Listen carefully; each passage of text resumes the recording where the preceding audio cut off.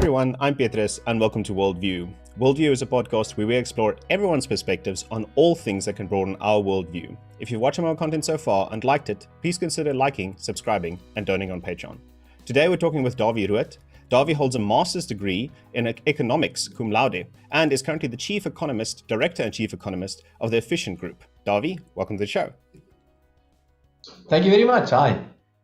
Dawie, I just wanted you to perhaps just elaborate a little bit more on exactly what you do at the Efficient Group. I understand it's more than just the director and the chief economist. Well, the Efficient Group is a financial services company. We started the company more than 20 years ago. We are responsible for approximately 250 billion rand in various forms.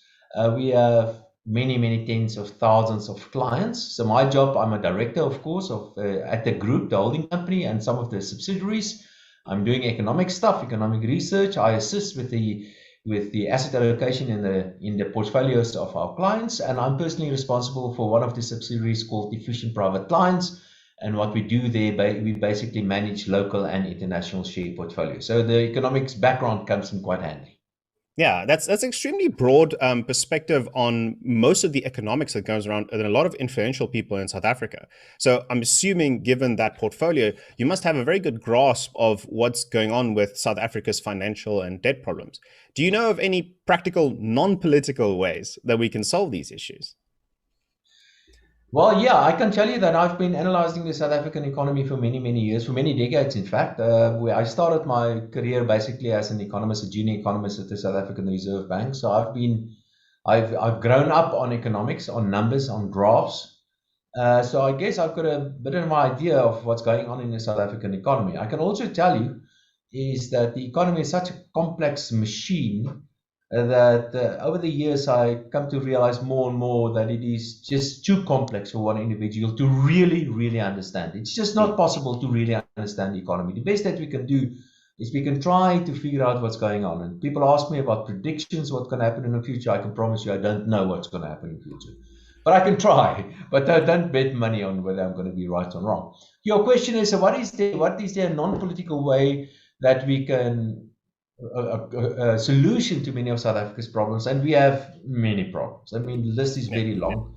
Unemployment and poverty and issues with the state, competency of the political leaders, of the bureaucracy and all that. So we've got serious big problems in South Africa. And I was thinking about this question because you sent me this question before the time. And the answer is, I don't think there is really a non-political way to fixing these problems. Because all problems that you need to fix is always a political problem in one way or the other. Now, I think there are a couple of, as they say, low-hanging fruits, things that can be done relatively easy, like, for instance, simply register all these these low-cost housing that was provided to the poor, just register it in the name of those individuals and allow them to sell them if they want to. Or another example, that's a relatively easy, politically easy thing to do, but it's still a political thing. Something else is that you can simply transfer the property, especially land, that belongs to the municipality, simply give it to the poor. But that's also political in a way. We need to fix the state-owned enterprises. That is a complete mess, as we all know. But fixing that's a political question mostly. We need to fix the state's finances, for example. That's primarily a political question. We need to fix labor legislation in South Africa. Now that, if you want something that's really political, that's a political issue. So I guess there's no real non-political issue or answer to the questions in South Africa. In fact, I will go as far as saying that we don't have an economic problem in South Africa. We don't even have a financial problem, any of those. The only problem that we have in South Africa is, in fact, only politics. Right. And before we can get to fixing the economy and fixing all the issues that we have in the country, we need to fix politics first. And I'm telling you, that's going to be a tough one to crack, because as we know that we have a government that is a very dominant political party, basically. It's a very strong brand that has been around for more than 100 years. Unfortunately, it's become a criminal organization, basically masquerading as government. They are highly inefficient, very incompetent in many instances, and very corrupt, doing immense damage to the South African economy. Of course, there are always exceptions. So perhaps the question is wrong. The answer to your question is that no, we don't have an economic issue. We have a political problem in the first instance, and only after we fix that can we start really looking at the economy. And that's a fantastic perspective. I really like that, because we have this kind of polarization in South Africa where a certain a group of our population, a percentage of it, feels like all the problems need to be solved by the state. So they want a lot of state intervention. Whereas the other side feels like, oh, the state's messed up so much in the past. Every time that the state's messed up and private enterprise stepped in to solve the problem, they were able to fix it. So we'll be fine without the state. We'll go on despite them. And that's what you're saying is it's just simply not possible. Even though you might like to think that's a solution, the state is inherently combined with the problem, and therefore it needs to be addressed.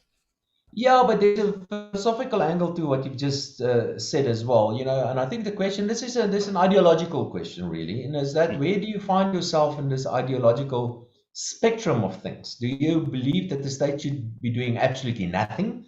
Or should you believe that the state should be very much involved in all in all activities in the country? So it really depends on your ideological beliefs. Personally, what I believe is I think we need as little state as possible, as little state intervention as possible. But the reality is we do need a state. If we want to organize ourselves in some sort of society or community, you need some sort of communal activity that needs to be organized in one way or the other. And I think that's the role that the state plays. And something that's very interesting to me is that last year with the lockdown that we had worldwide and also in South Africa, but last year with the lockdown, what was interesting to me is that the estate in which I live, all of a sudden, there was a lot of local activities in our estate, and we organized our estate in a certain manner. So I guess that is a mini state in a way. So the state is something, it seems to me, is something that happens whenever people get together. They organize themselves in some way or the other. But ideologically, I'm very, very a firm believer that the state should not, for instance, have shares in an airline, or should be involved in education, for example, or in housing, and many, many other examples. I believe the state should play as small a role in the economy as absolutely possible. And in fact, there's very, very nice theory, proper theory behind all of that, on the extent of states' involvement in the economy. But my belief certainly is that the individual is by far the most important role player in the economy, in the country. I am by far the most important individual in South Africa, and I really demand to be treated as such. Of course, I don't mean it in a way that you may think. I think you are also very important, and you should think that you are the most important individual. And looking at the way that the politicians are treating us in South Africa, they clearly don't know that I'm the most important person in the country. Yeah. Every individual in the country is the most important person. Exactly. And if prioritization works correctly, then you'll see the results following forward. I mean, that's you said ideology. I mean, we know that, of course, there's ideology and then there's practicality. Ideology in the sense that you've described it now, where the state has a small as possible role, could perhaps be described as liberalism, which is a very attractive, very logical way of thinking about government. But do you ever see that practically actually working in a country, even like South Africa or any other one for that matter? Without a doubt. And quite ironically, in countries like South Africa, which we have a government, what can we call them? Socialists? Can we call them communists? Can we call them? Right. I don't know really what name. Maybe I can just make a comment on that in that vein. And that is that if you talk to our political leaders, they will call themselves socialist or developmental. There are these sort of words that they use. I don't believe they are really communist or socialist or developmentalists, if there's such a word. Because I think that the simple truth is that they're not interested in ideology. They use ideology as an excuse for other things. They are there simply for the take. So they're not ideologues. There are a couple of ideologues. I think Pravin Gordhan is an ideologue, as an example, a real ideologue. He's a real communist. But there are so many of them that use this terminology and the rhetoric simply to entrench themselves and to position themselves so that they can keep on living off the state. So a large chunk of this thing that we call government or a tripartite alliance, they simply there to live off the state. Nothing to do with ideology. Ideology is just the excuse. It's just a vehicle. But coming to your question, is it possible to have, let's call it a laissez-faire kind of government? And ironically, that is in a way what we're getting more and more in South Africa. Let me give you one or two examples. Police is one of those, or policing is one of those typical functions that even most libertarians would argue is something that should be under the control of the state. The state should be responsible for the army and the police. Many libertarians will agree with that. Not all of them, but I guess many. But in fact, what has happened in South Africa is that we've privatized our police, because the police is so totally inefficient and incompetent in South Africa, is that there are 3 times as many private Security guards companies. and security people in South Africa as policemen. So we've basically privatized the police in South Africa. The same goes for education. And the same goes for health services and many other things. So there are many examples where because the state is simply collapsing in South Africa, the private sector is simply taking over. But of course, there are many countries in the world, and I think the United States is a good one. And you'd never find a country where the state is absolutely playing an absolute minimum role. But there are various degrees of the size of the state or the involvement of the state in the economy. And I think the US initial idea of the United States was really for the state to play a minimum role and to leave it to private sector and to private enterprise to organize and to do business and stuff like that. But what I've also noticed over time is that gradually, and I think that it's kind of inevitable, and I think the answer to that is easy to understand, but what gradually always happens over time is that the state starts getting bigger and bigger and bigger, and eventually the whole thing falls over. Empires come to an end because there are too many people living off too few people. And I think that was the end of the Romans. That, in a way, was the end of the British Empire. That is probably going to be the end of the American Empire or civilization, or give it whatever. And that's going to be the end of many other empires this year as well. Yeah. It can happen, and I think quite ironically it is happening in places like South Africa, but that seems to be the natural progression of things, that the states keep on getting bigger. And that's why we libertarians or freedom-loving people or people believing in individual rights, why we always have we will always have this continuous fight in trying to push back on the state, because we want individual freedom. And there are so many free riders out there that really want to undermine my freedom and take away the stuff that I produce, because quite often they're just not good enough. They can't produce what I can produce, so they tax me and all that. Yeah, so I guess that's a bit of a losing battle, but I guess we make some progress here and there. And I also have, before we get too negative about this, I have a suspicion is that technology will make it much easier in future. And I guess we're going to talk about that a little bit later. So technology will actually put a lot of power in the hands of individuals, where we can actually roll back the state and retake our personal and individual liberty again. Yeah, no, we had this fantastic discussion as well about the role of the internet, how it works, and the consensus about it was just that it's an enabler for freedom of speech and freedom of thought and logical implications as well, and how you could put pressure on the state to be able to follow the will of the people rather than necessarily, lining their own pockets. And one of the ways that they, line their own pockets, which is the fact that they control the national currency, of course, the rand, in terms of how much it's printed, and where it goes, and the taxation, is the concept of privately owned currencies. What do you think are the advantages of private currencies? If you could just perhaps just give an example first, and then say what do you think the advantages are, and if it's even likely to happen? Yeah, you're referring to, I know people refer to it as cryptocurrencies. I prefer to call it something else. I prefer indeed to call it private currencies, because that's what it is. And if you go back in history, the biggest chunk of history when we made use of money was actually private money. It was politicians always, or rulers. Whenever they get the opportunity, they try to monopolize money, because there's a lot of money to be made out of money. And in all instances, without exception, when politicians or bureaucrats or kings or queens or tsars or whatever, when they take over this thing that we call money, in all instances, without exception, they've destroyed the value of that currency. And it's only a matter of time when all the currencies that we know today will also be destroyed and be worthless. Now, in the case of South Africa, the South African currency this year, by the way, the rand, was established 60 years ago, this year. And over that 60 years' time, the South African currency has lost nearly 99% of its value. 99% of its value. The rand. Think about that. Okay. And it's not only the rand. Yeah. If you go at the same period of time, if you go back also 60 years ago, you will find that the US dollar itself has also lost something like 30 or 40% of its value. Right. So it's not only the rand.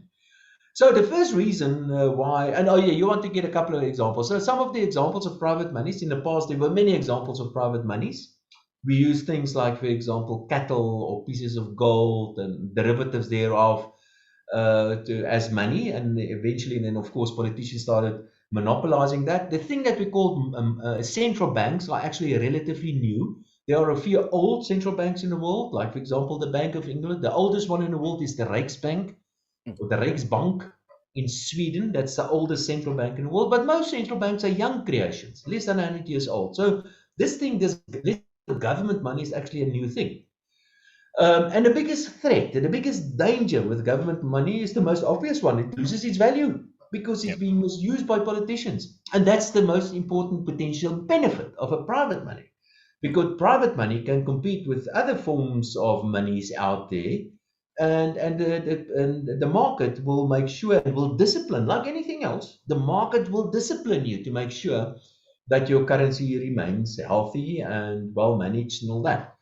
And I think that's the most important part, the reason why we should have private currencies and why we eventually are going to get private currencies as we're getting at the moment already. There are many other benefits, of course, of making use of private currency. A very good example is that central banks set the price of money. In other words, as we know, they set the price of the repo rate in the case of South Africa, or the base rate as it's known. And who are central banks? A committee of 5 people usually deciding what the right price is of money. They just don't know. Who knows what the right price of tomatoes is? Nobody knows, because there is no right price. And I think it's quite arrogant for central banks or small committee to say, listen, I know what the right price of whatever thing is. That's nothing but price control. And price control always leads to the misallocation of resources. So there's another reason. Much better if you allow the price of money to be determined by supply and demand forces, while money is just another thing with a certain price, and the price is determined by supply and demand forces. Why not? Of course, in a society where the private sector is responsible for most things, you run all sort of risks, but you also run all sort of risks if the politicians or bureaucrats are in charge of things. So yeah, no, I think private money is here to stay. Unfortunately for us, the technology, I'm referring specifically to blockchain, will be making it much easier in the future for private monies to be established and to be used alongside national currencies, and eventually maybe even pushing national currencies out. In fact, even central banks are making use of the same technology and they are thinking, some of them already issued their own so-called crypto money. The Chinese is the most recent example, but there are many other examples of that as well.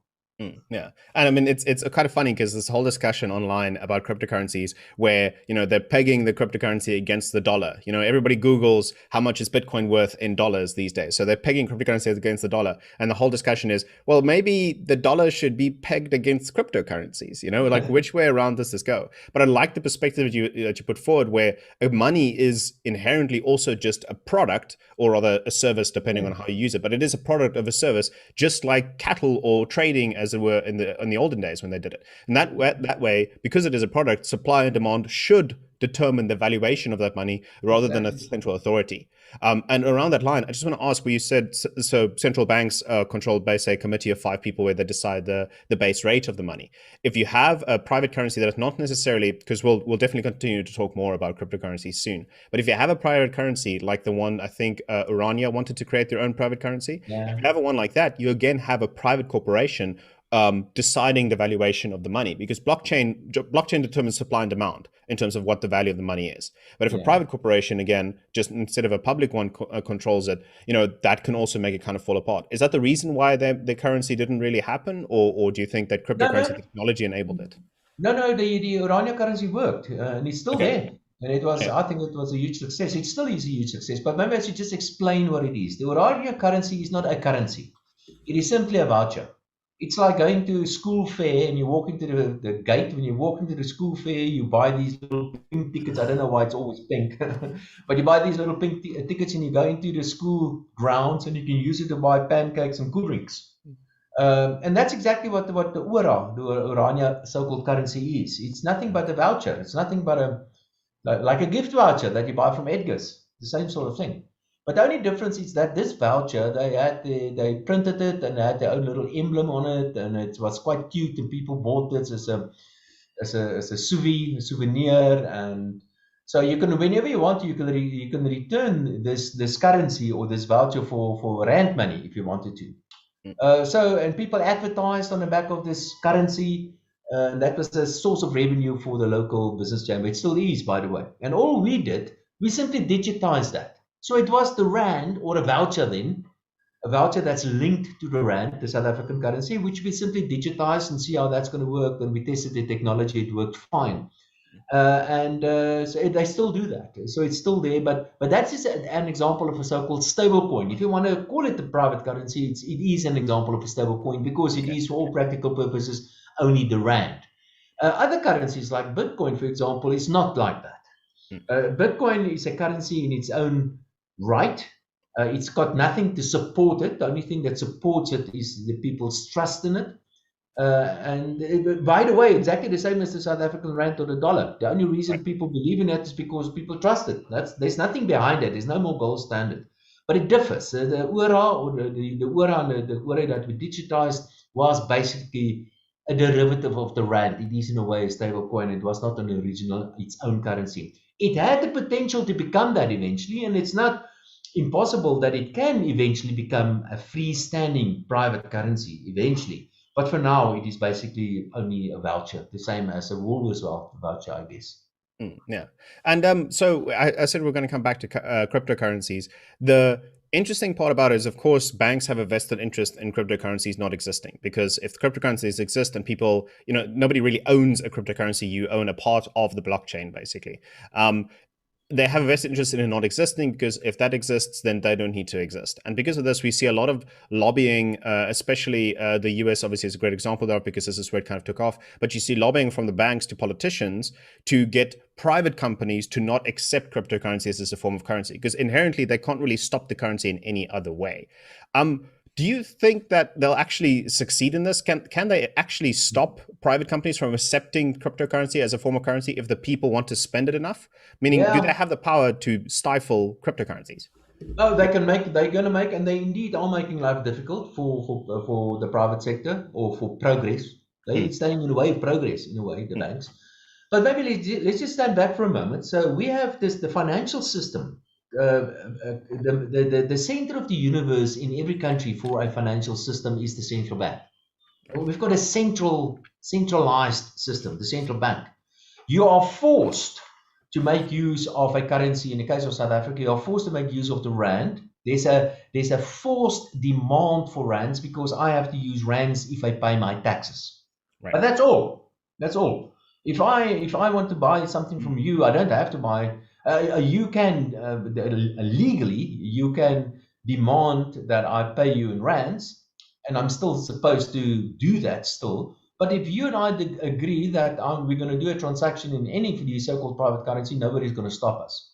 Right. Around this center of the universe, around the central bank, is a whole financial system built around the central bank, and those are typically the banks and some other financial institutions, and they're all interlinked. And the kingpin here is the central bank, and all these various galaxies, if you like, are connected via the international financial regulations and organizations that exist, and there are many of them. The Bank of International Settlements, the International Monetary Fund, but in a way, the Federal Reserve in the United States is basically, the US dollar is basically the world's currency in a way. So there are so many vested interests in keeping this whole system intact. Unfortunately for them, is that technology is simply going to run away with them. Unfortunately for them, the banks make a lot of money out of, for example, to transfer money from country A to country B. They take a huge margin on this. Gradually over time, that's been coming down, but still, and they are monopolies. Well, oligopolies is the right word. Central banks are monopolies, but the banks are mostly oligopolies, so a relatively small group of players that are allowed to do this. But I'm afraid gradually what's going to happen is that technology is simply going to run away with them, and eventually we're simply going to bypass the banks. Yeah. Remember also that the technology, the blockchain technology, doesn't mean that we're not going to have banks in future. But this time it will be institutions that are created out of some entrepreneurs somewhere creating a vault, if you like, a blockchain vault, and he calls himself a bank, and he lends out some of the money. So he basically, it is possible in a free market, in a blockchain and a private money environment for banks to exist. Yeah. But the banks will not be under control of a central bank or a central authority anymore. So it will be a normal business. And it's certainly possible to create banks even in a private money environment. Something else that is also quite ironic. Remember central banks, when we mentioned this earlier, some central banks are actually already issued their own so-called cryptocurrency. I prefer to call it something else. Let's call it a digital currency. Right. And I think a good one is the renminbi, the Chinese. And as you know, the blockchain basically means that if the central bank issues its own digital currency, then basically we all own a part of the blockchain that was created by the central bank. And in a way, we all will be account holders at the central bank. Yeah. And that undermines the whole financial system that we have, because no individual is allowed to have an account at the central bank. Only banks are allowed to have accounts at the central banks, forcing us to go to the banks. But if central banks start issuing their own digital currencies, then there's no reason why banks should exist anymore. So I'm afraid banks are going to get it from not only from the private sector and new technology, they're also going to get it from their own custodian and guardian, the central banks, if the central bank should decide to go that route as well. Yeah, and that's the thing that I kind of find ironic, is that even though banks and central banks would try to push as hard as possible against this for whatever reason, they want to keep the original currency, if the people start using only cryptocurrencies and then just exchanging their cryptocurrency for dollars to pay their taxes, or whatever control that the banks use to force their currency upon them, then after a while they'll be internally dealing with their currency, meaning they'll have a private currency for all intents and purposes, a voucher among banks, and then the whole rest of the world just works on whichever cryptocurrency is the dominant in whichever area. So you have this scenario where private supply and demand will actually inevitably supplant them. Doesn't matter if they want to use it or not. It just comes down on whether you're able to pay for a sandwich or your groceries in a cryptocurrency. I think, and you touch on a couple of very interesting things here. One is that we have to understand what is this thing called money, because money is actually a bit of a weird thing, and money evolved over time. Probably money is so interlinked with the ideology of freedom. It's so interlinked with the thing that we call the economy. It is so interlinked with things like, for example, private ownership, and with trade. I mean, money is one of the most amazing and incredible inventions of all time. And I quite often ask myself the question, and if you go through history, you will see money evolved over time. So whilst this economic progress that we've made, was it because of money progressing? Or did money progress because of the economy moving along and becoming more modern? And I think there was an interaction between the two. And what we're seeing now, the last decade or so, is a new kind of money, the private monies and technology behind that. And I think that is adding massively to economic activities that we're not even aware of. And today, money is not, if you think of money, people quite often think it's notes and coins or a deposit in a bank or whatever. And money is not that at all. It's not that whatsoever anymore. Money today is basically information. Yes. And information can flow. You can't stop information. And that's an interesting perspective for South Africa as well. We have a silly thing called the foreign exchange regulations. Myself, if I've got money, which I don't have much of, but if I want to take my money and I want to invest it in another country in the world, I can't do that. I have to get a permission from a bureaucrat somewhere. I have to apply. Can you imagine? They use the word apply to get my money out. I mean, it's my money. Who do I need to ask for this? But with private monies, which is simply information, I can move this information wherever I want to, whenever I want to. That means if I buy a private money, Bitcoin as an example, then basically foreign exchange regulations becomes irrelevant. It disappears. It doesn't exist anymore. Yeah, and that's got a couple of very interesting angles to that. One is it may eventually undermine this thing that we call the sovereignty or Exactly. political units. Who knows? In 100 years' time, we're not going to have countries. Won't that be a good idea?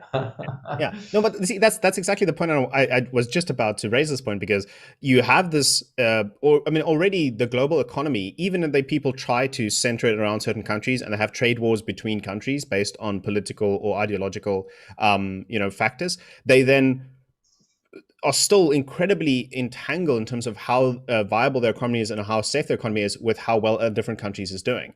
So you have the situation where the global economy is already global. It's at that part's a bit unavoidable. If the one part breaks down, the other one suffers because of it in the international supply chain.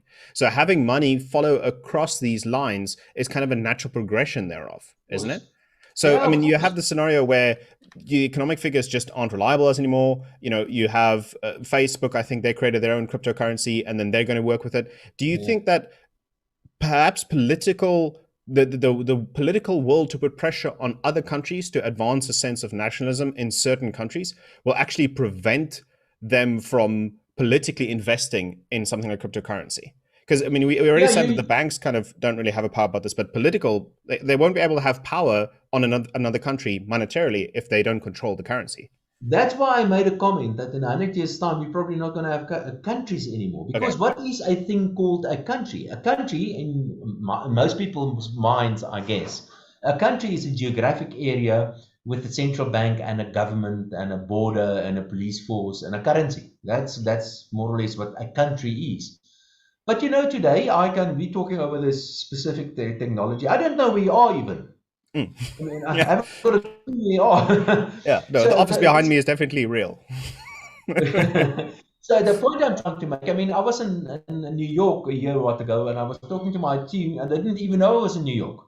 So it's possible for me to be anywhere in the world and to add value. I can write my stuff, or I can participate in meetings, and we can move money around and all that. And I don't have to be somewhere. I can be anywhere. And today you can use technology, and you can join the Flat Earth Society, or you can join the local pigeon club, or you can join the local chess club, or whatever you want to do. And that is nothing but a society on the internet somewhere. And why do you need the geographic area necessarily? So I guess this idea of what the country is going to change. I think from now on, because of technology, people are simply going to join clubs. Facebook, as far as I'm concerned, is a country. Right. Why not?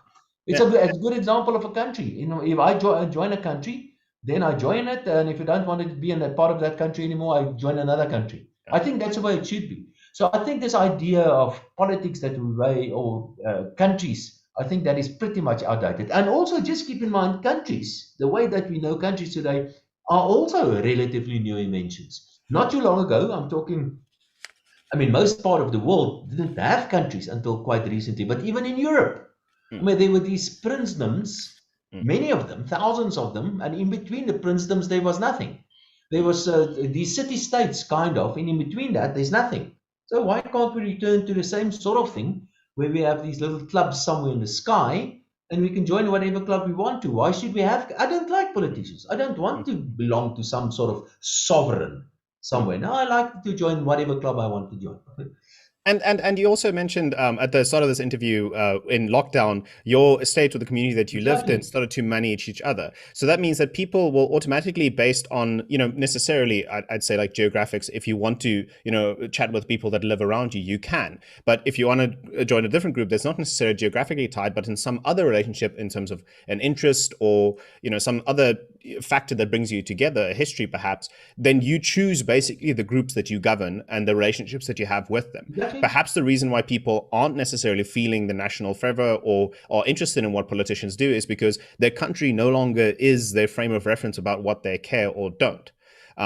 This might be an evolving mentality. I'm definitely sure that nationalism still is quite strong in certain elements. Sure. But generally, people, when they think about what actively affects their lives, it's going to be the communities that they choose to be in. Or is that a naive perspective? No, absolutely. I think you're absolutely right. I think South Africa is absolutely wonderfully positioned exactly to be a leader as far as that is concerned. Because if you go back to South Africa's political history, in 1910, the Brits decided to put a big chunk of various countries together, and they call it a new country called South Africa. The guys in the then Rhodesia were also given the opportunity to join the new Union of South Africa, and they said no. So we could have had, if they said yes, South Africa would have looked different. A lot different. And today, in South Africa, it was not a natural thing. It was simply the Brits that enforced this big, all these various countries together in a quality union of South Africa. I don't think it would have happened naturally. I mean, it's so different culturally. It's so different geographically. There are so many differences in terms of languages and religions and all that. So I don't think it would have happened the way that it did happen if it hasn't been for the Brits simply forcing us together. And in the meantime, what we have in South Africa is that we had a very strong central government, and that's the only way you can keep a diverse area like this together. You must have a very strong central government. You can, whatever you say of the Nats, they were very strong. The National Party.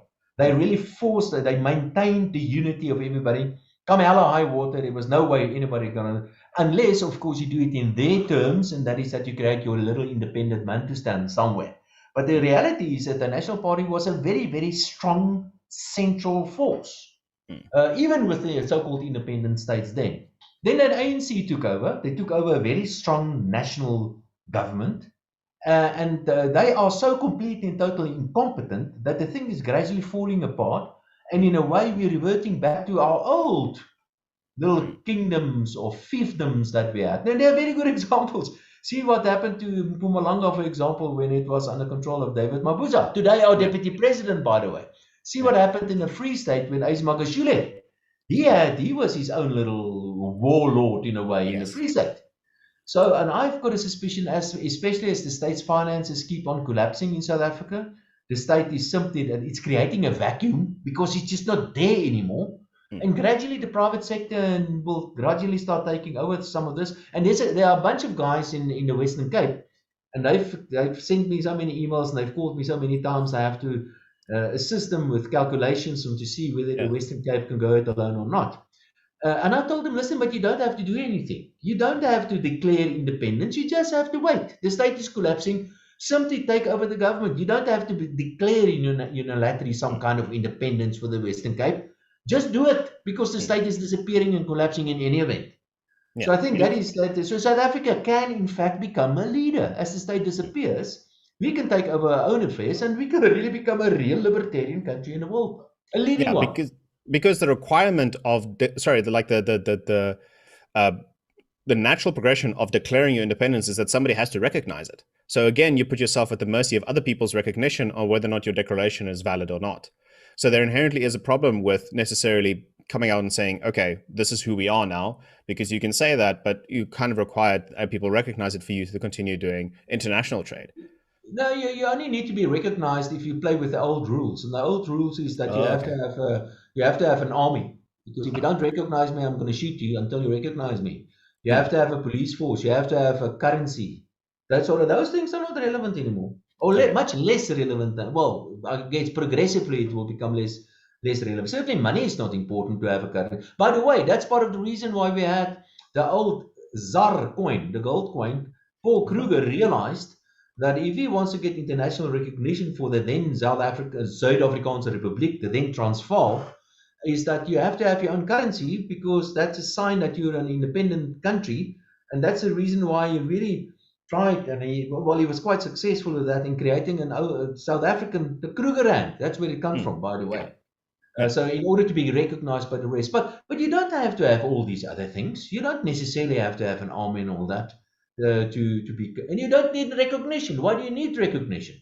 Look, for example, at Somalia. Now, I don't want South Africa to become Somalia, but Somalia consists of about 4 or 5 political entities. They're not recognized. None of them are recognized, but in practice, they are basically Somalia doesn't exist anymore. It consists of a number of subgroups or sub areas within Somalia. It's Puntland and Somaliland and Somalia and Mogadishu, all different names. In the one place that most countries recognize as Somalia. Okay, well, I'm going to pivot a bit from that to talking a bit about tax.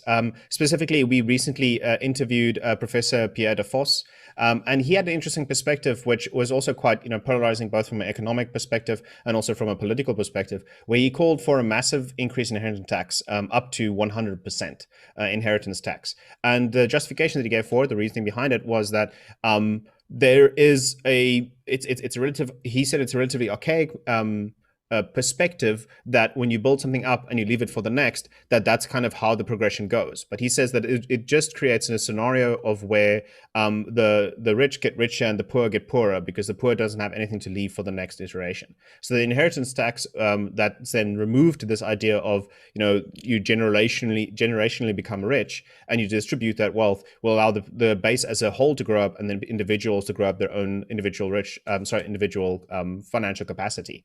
What do you think about the practicality and the morality of this type of arrangement? Is there something to be said where inheritance should stay where it is?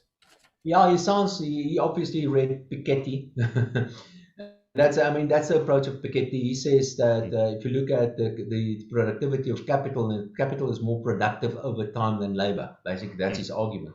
Yeah. And if a family starts off with capital, they will always be better off, or usually be better off, than a family that starts out without capital, because their capital base will simply get bigger and bigger and bigger and bigger. That's the argument.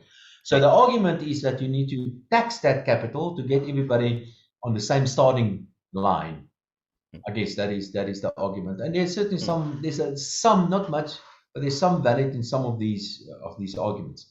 But there are so many arguments against this, and let me just mention one or two. One is that I've got 4 children. Now, I love my children very much, and I've got a will, and you will not find anybody else's name in that will. So I'm giving my money to my kids because I see my kids as an extension of myself. And although I'm very much an individualist, I am very much a family man as well. And that's how we wired. We are animals. We are herd animals. We are family animals.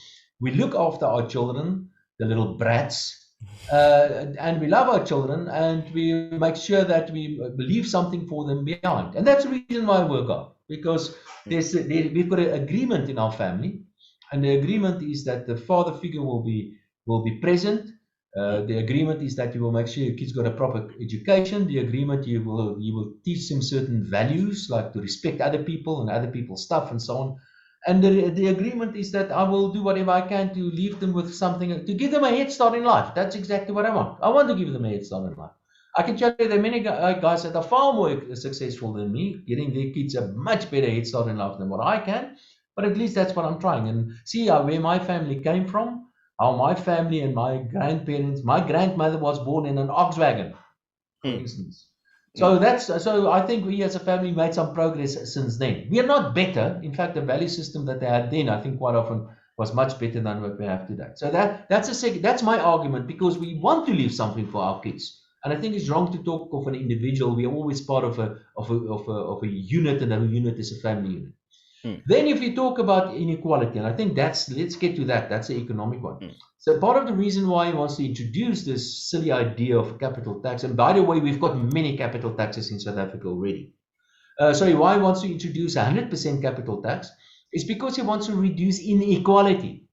Yeah. Now, let's just understand why we have inequality. And the reasons why we have inequality is not because some people has got capital and other people not. The reason why we have inequality is exactly because of the wrong macroeconomic policies that are being implemented by government mostly. Let me give you one good example. Central banks, again, those clever people that absolutely knows everything. Central banks have decided in the last decade or so, and they still do that interest rate internationally should be 0 or below 0. They've decided to create a lot of money out of nothing, and they push all this money into the system. They call it fancy names like quantitative easing. And this money is not going to poor people, it's not going to factories. This money is going to the financial markets. And this money push up the prices of financial assets, like equities. And who are invested in the financial markets? Rich people. So the policies of central banks is actually adding dramatically to this massive inequality worldwide. Another one, very good one in South Africa. We have minimum wages in South Africa, making it illegal for a poor person to work below a certain income. I Yeah. mean, you're cutting that person out completely from starting the process of accumulating capital. Those are the reasons for inequality. Another very important reason for inequality, in the case of South Africa, we've got 2 million civil servants, which is a bit of a contradiction, a civil servant, but we've got 2 million of them. They are complete. There are 35,000 of them that are paid more than R1 million annually. They are most of them, not all. Most of them are completely overpaid and completely underworked, and the rest of us are unemployed. I mean, that's inequality, and that's a contributing reason for inequality. So fix those sort of issues, get proper education going in South Africa, allowing people to accumulate skills and to participate in this wonderful new economy of ours, and inequality will become significantly less than Yeah. what it is currently in South Africa. So, what do you want to achieve with this? Do you want to destroy capital? Because that's what you're going to do. If you zap even more capital taxes than what we have already in South Africa, or do you want to reduce inequality? Because if you want to reduce inequality, fix those problems, and don't try to do it the wrong way, because all you're going to achieve then is destroy the capital base, and that will lead to economic ruin anyway. The way that Yeah. we've seen a lot of things happening in South Africa already. Yeah, and overly severe taxation just increases the capital that the government has to use by terms of like evidence and history incredibly inefficiently, and then wasting that capital and not applying it correctly. So you have the scenario where people, I think, would be way more willing to pay tax if they felt like their tax was being used appropriately, and it's actually used to help people. But Exactly. because sorry, yeah. No, exactly. There's another argument why the state should play a bigger role, because the state's supposed to provide some sort of social safety net.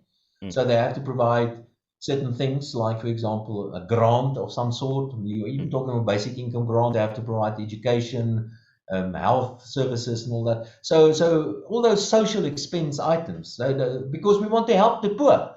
But the reality is that if you go back 100 years, governments played a significantly smaller role in economies.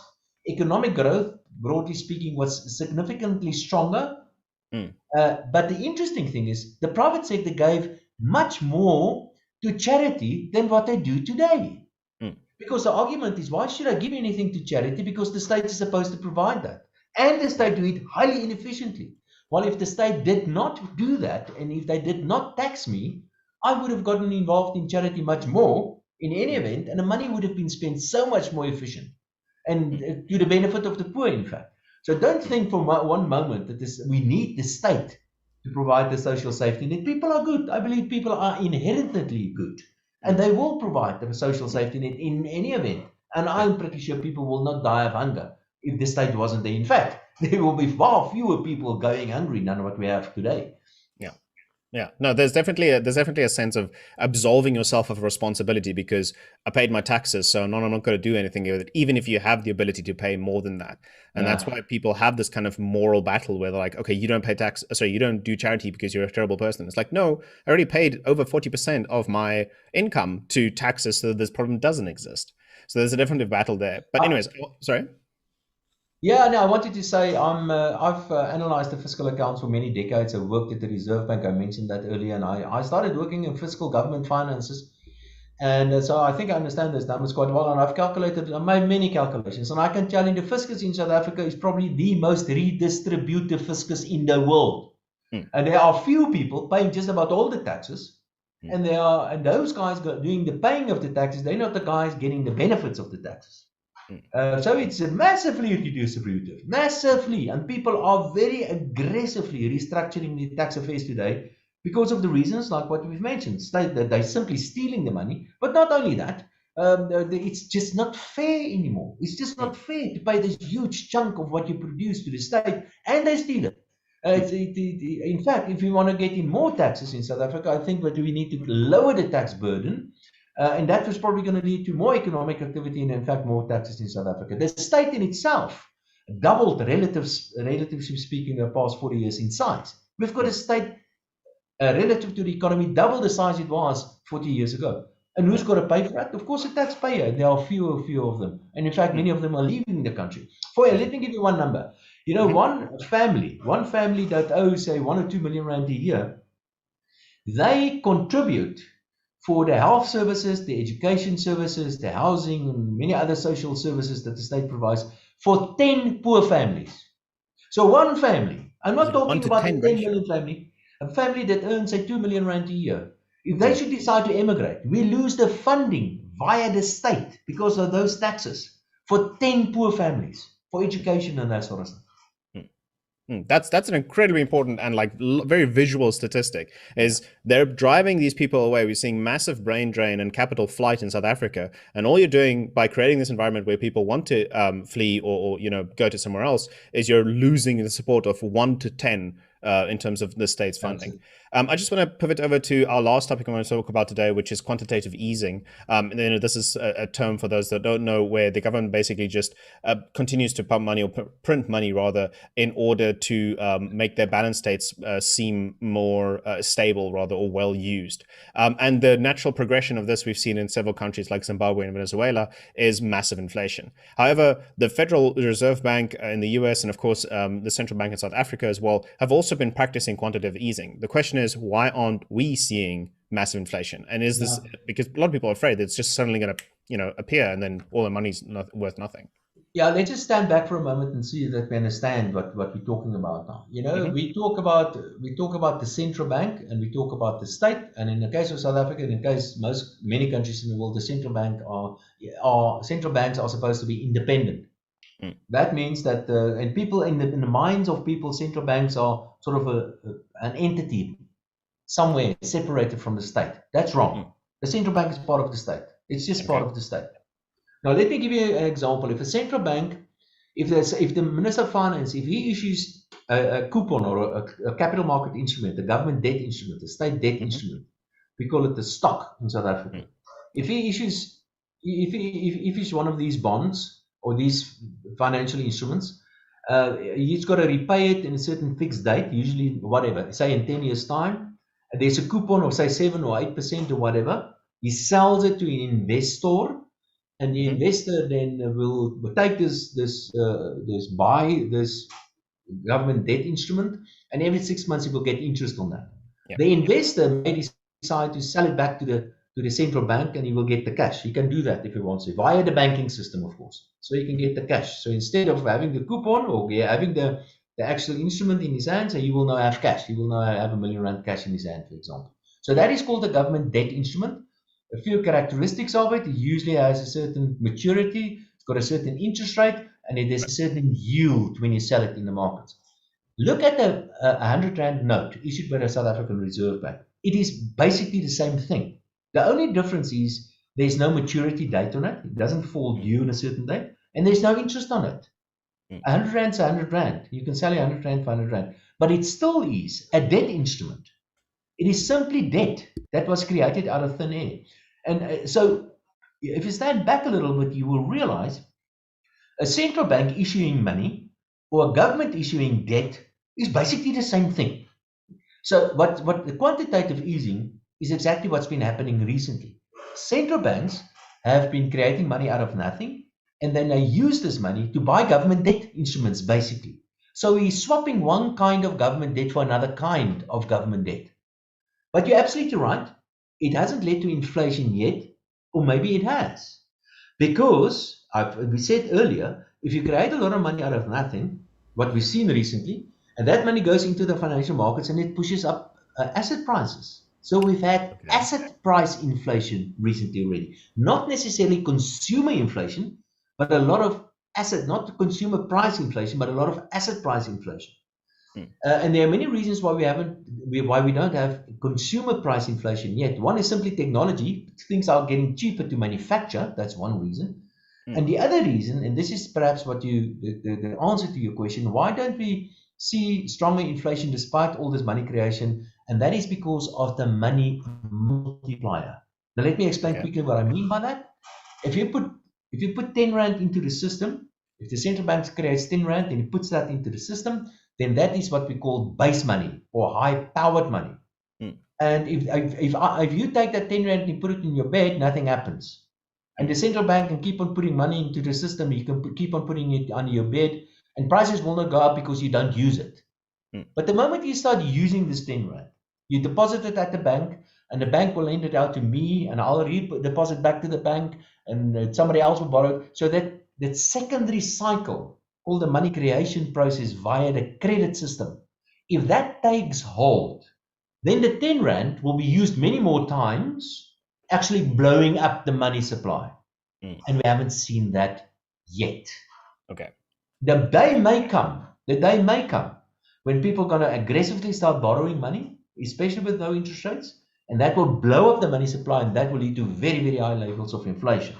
So that's the reason why we haven't seen that yet, because the credit cycle hasn't taken hold yet.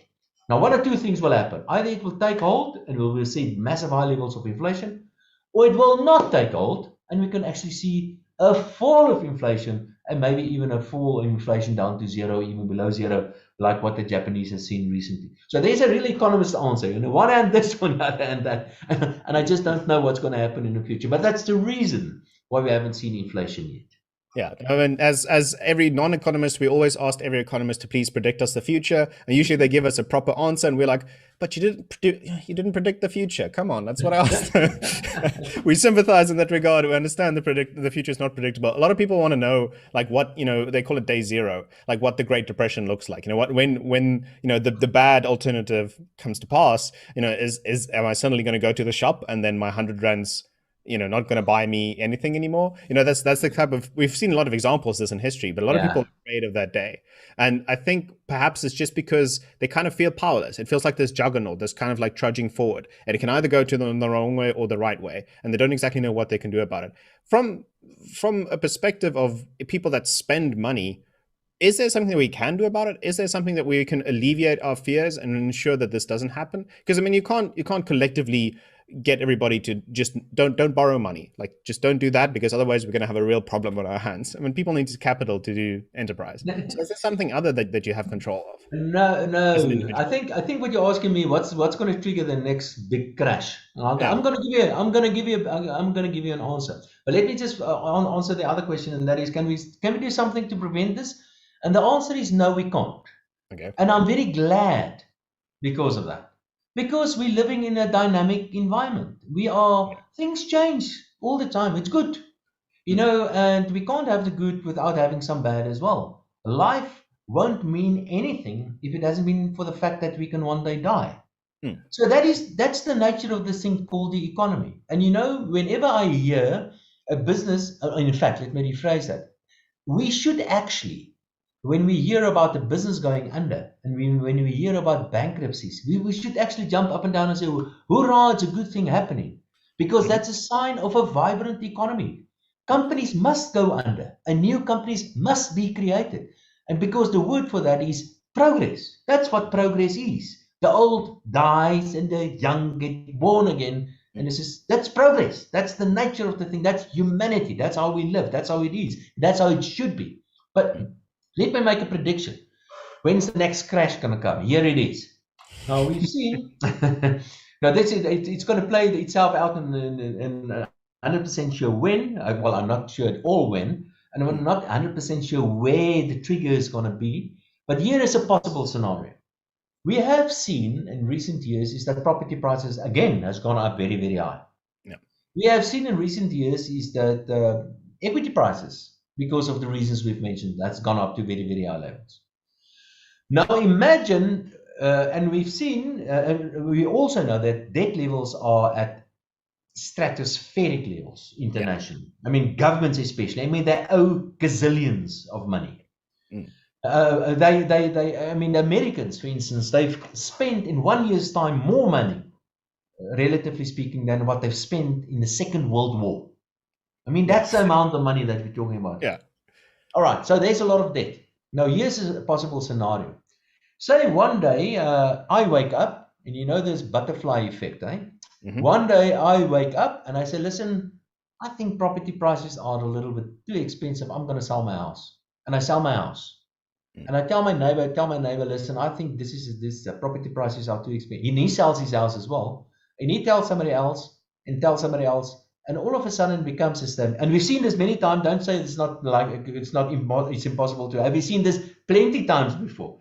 And all of a sudden everybody starts selling houses. And let's say this happens in America because it's not easy to understand there. And remember, mortgage prices in the United States are derived from capital market interest rates, mortgage interest rates. And suddenly we get a collapse in property prices in the US because it happens all the time. Yeah. Then people are going to stop buying because suddenly my property is worth much less. There's a so-called wealth effect or a negative wealth effect. I stop buying my new flat screen TV because the house is worth much less. I feel poorer. The TV factory, they lay off a lot of people because people stop buying. And suddenly the economy finds itself in a state of disappearing demand and in a collapse. And depending on how deep the contraction in economies, it can either be a recession or a very deep depression. And then people with a lot of debt start losing their jobs and they are forced to sell their properties. And property prices fall even further. That spills over into the other asset classes, like, for example, equities. There's a massive collapse of 20 or 40 or 50 or 60% on Wall Street, for instance. And now we're all standing queues at the soup kitchens on the corners of the street. And there's a scenario. And that will lead to very weak demand, and that will lead to deflation. Not inflation, it will lead to deflation. And that's a bad thing as well. Inflation is a bad thing, deflation is a bad thing as well. So there's a scenario. And that's indeed what I think is going to happen. We're going to see a crash in one of these asset classes. It can be equities, it can be property, it can be some of the other asset classes. And that's going to lead to a massive correction on the other asset classes as well. And that's going to lead to a very steep contraction in economic activity. And then we start all over again. Yeah. Because inherently people don't like to be there. So even though it might crash, they'll then become the interest or the motivation for people then to put labor back into capital that's sustainable. So you have a crash and it's kind of like a reset, and then out of the ashes, people rise up, they start to build businesses, people want the products, they want the services, there's an interest there, so they're willing to work for it, and whichever other capacity is also in demand. So then you have this rebuilding process that goes up.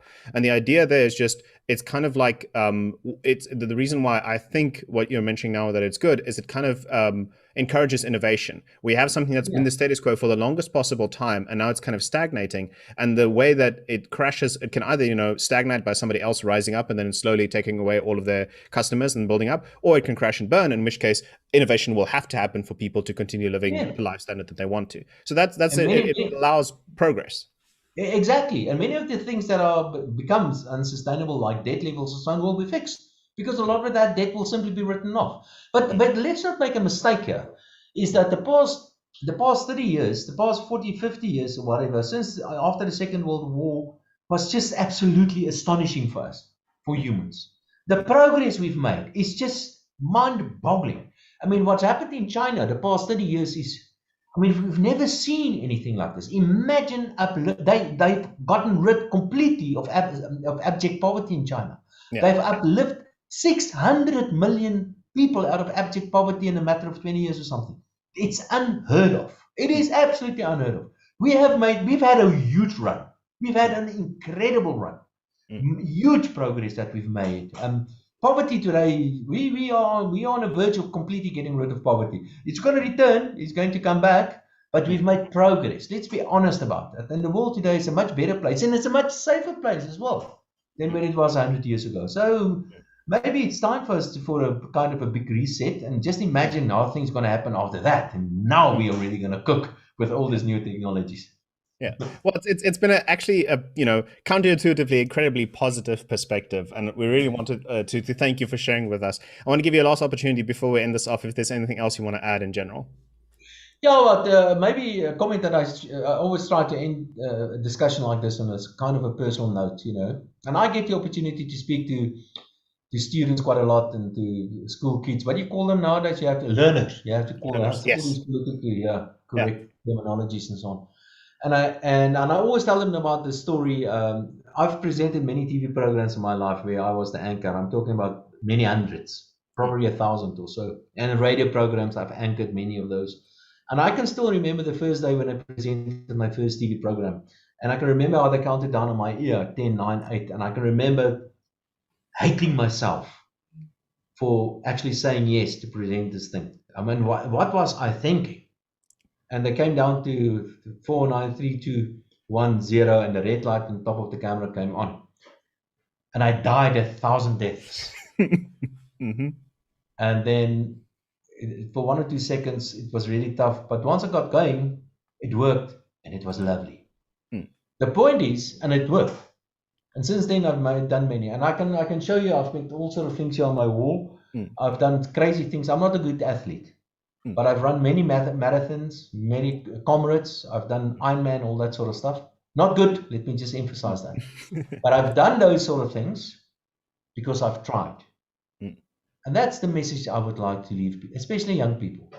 Go and try things that you don't think you will be able to do, and you will be absolutely amazed on what you can do. So go and do stuff, and you will be amazed how successful and quite often how wrong you were about yourself.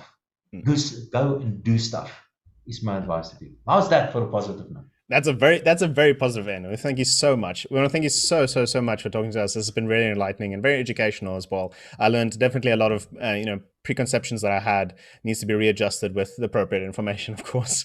But educating yourself is also important. We want to thank you so much for talking to us. I just want to end off by saying to our viewers, those of you that made it this far, you most definitely liked this video. So if you want to share Dawie's message and you want to get the educational element and the positive message out there, please by all means share this video. It of course also helps the channel and us to grow and get more perspectives on everybody's worldview out there. So thank you so much for watching. This has been WorldView.